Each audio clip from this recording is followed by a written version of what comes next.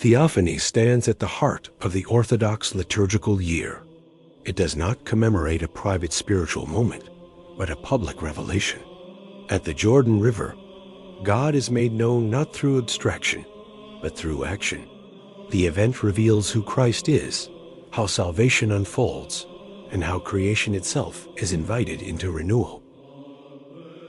Unlike celebrations focused on a single aspect of Christ's life, Theophany reveals communion. The Son stands in the waters, the Spirit descends, the voice of the Father is heard. This is not symbolic poetry. It is the Church's confession of God revealed as Trinity within history. The Orthodox Church approaches Theophany with sobriety and depth. The feast does not center on human emotion, but on divine initiative. Christ does not come to the Jordan to receive cleansing. He enters the waters to sanctify them, revealing the beginning of restoration for all creation.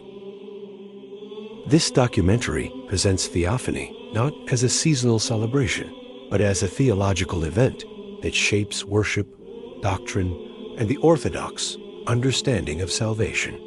The revelation at the Jordan remains active in the Church's life, not confined to memory.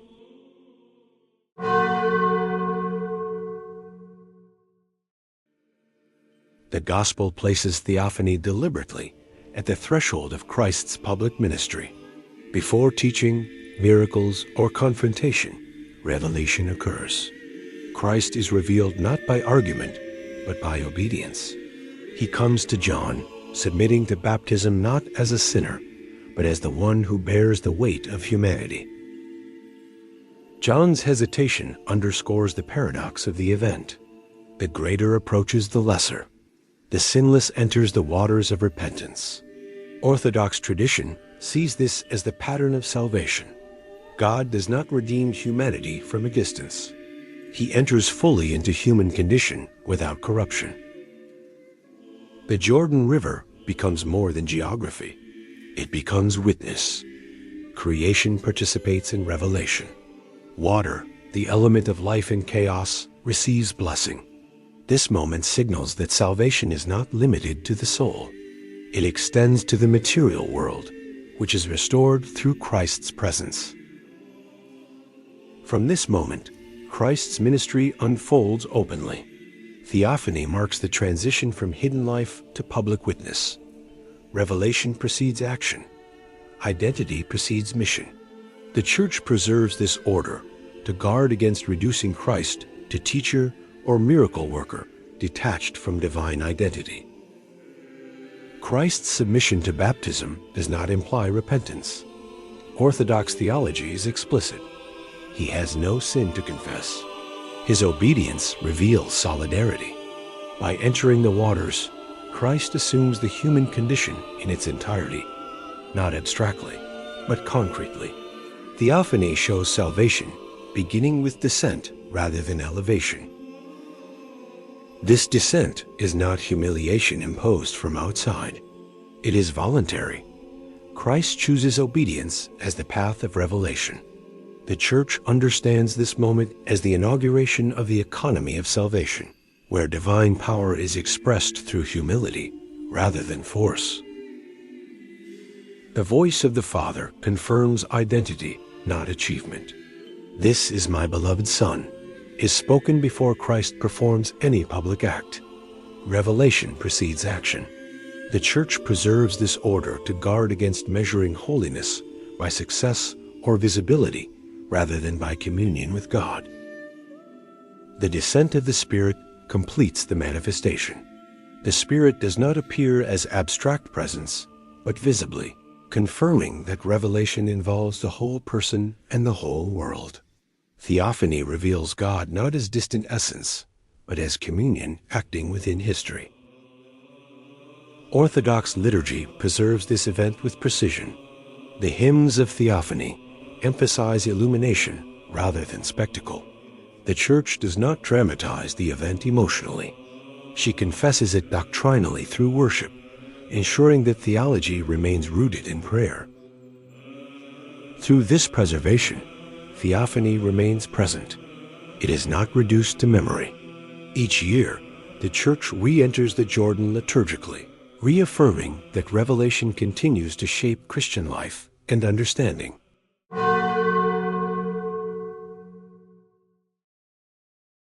Theophany is unique because it reveals God as Trinity within history. The Father speaks, the Son is baptized, and the Spirit descends. This is not a symbolic arrangement created later by theology. It is the Church's reception of an event in which God discloses himself as communion, not solitude. Orthodox theology insists that this revelation is concrete. The Father's voice is heard. The Spirit appears visibly. The Son stands bodily in the waters. Revelation does not bypass creation. It enters it. Theophany affirms that salvation unfolds within history and matter, not apart from them. This manifestation guards the Church from confusion. God is not revealed progressively as separate roles. He is revealed simultaneously as one essence in three persons. Theophany establishes the foundation upon which later Trinitarian doctrine is articulated and defended. The Church does not attempt to explain how the Trinity exists. She confesses that God has revealed himself as such. Theophany teaches restraint. Theology follows revelation. It does not precede it. Mystery remains intact, even as truth is confessed clearly. Because of this, Theophany shapes Orthodox worship deeply. Every invocation of the Trinity echoes the Jordan. The feast is not isolated. It forms the pattern by which the Church names God, prays to God, and understands salvation as participation in divine life. Without Theophany, Christian faith risks abstraction. God could be reduced to concept. The Jordan prevents this. Revelation occurs through voice, body, and spirit. The faithful encounter God not through theory, but through the living confession preserved in worship.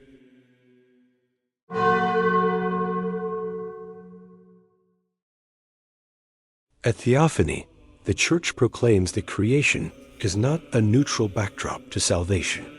When Christ enters the Jordan, the waters receive blessing. This act reveals that salvation embraces the material world.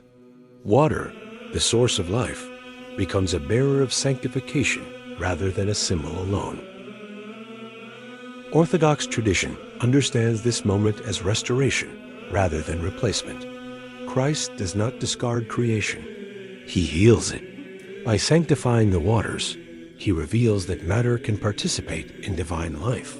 Theophany thus guards the Church from spiritualizing salvation into something detached from the world.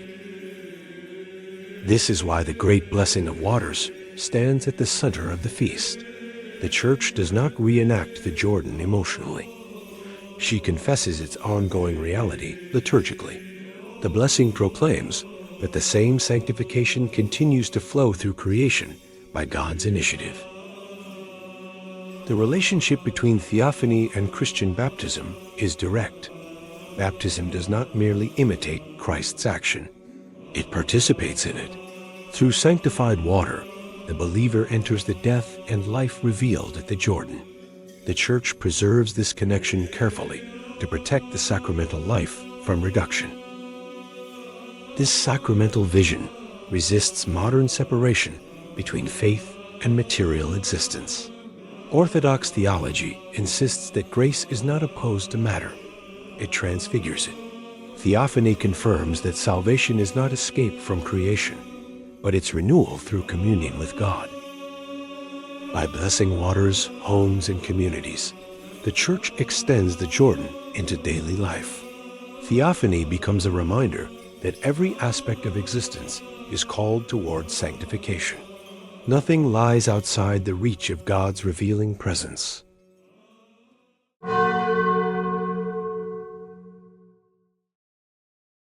Theophany remains central because it unites revelation, worship, and life. It is not an isolated feast marking a past event. It is the Church's confession that God has entered history and continues to act within it. The revelation at the Jordan establishes how the Church understands God, salvation, and the purpose of creation itself. Orthodox faith does not separate doctrine from liturgy. What is confessed at Theophany is sung, prayed, and enacted. The Trinity revealed in the Jordan becomes the foundation of worship. The sanctification of the waters becomes the pattern of sacramental life. Revelation shapes practice, not abstraction. Theophany also guards the Church from reduction. Christ is not presented merely as moral teacher or spiritual guide. He is revealed as the Son of God acting within history. This clarity preserves the Church from reshaping Christ according to cultural preference or personal expectation. By returning annually to the Jordan, the Church renews her confession.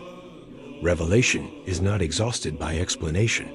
It is received through obedience and participation. The faithful do not observe Theophany from a distance. They enter it through worship, blessing, and sacrament. In a world that fragments meaning, Theophany proclaims unity. God is one. God is revealed. Creation is included. Salvation is offered. These truths are not negotiated or revised. They are received. The Church remains faithful by guarding what has been revealed rather than reshaping it. Theophany continues to illuminate Orthodox life because it reveals who God is and how He saves. The Jordan stands as witness that revelation is not an idea, but an event that transforms creation. The Church preserves this confession not as memory, but as living truth. If this documentary helped clarify why Theophany remains central in the Orthodox Church, consider subscribing. Here, we explore the faith as it is revealed, worshipped, and lived through feasts and saints who guard truth not by innovation, but by fidelity.